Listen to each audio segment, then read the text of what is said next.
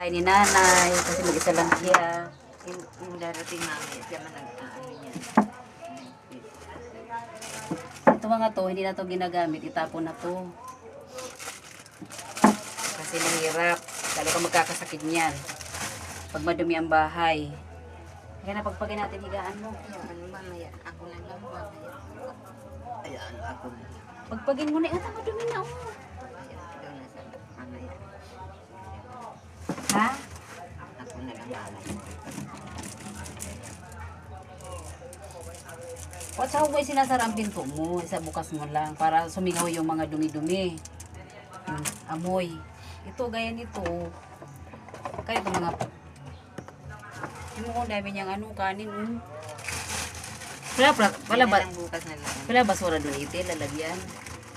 Ayan.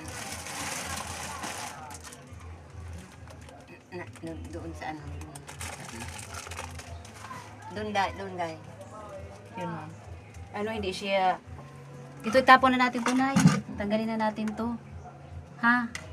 Para malinis yung... Hindi, mamaya na si ano na lang mag Tapon natin to.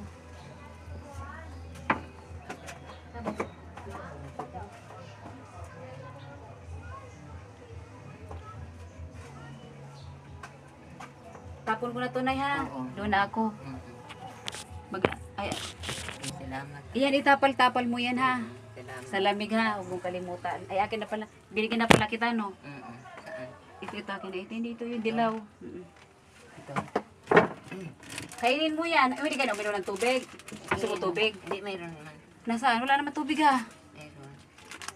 Hindi ako na lang inom. Bitan lang kita tubig.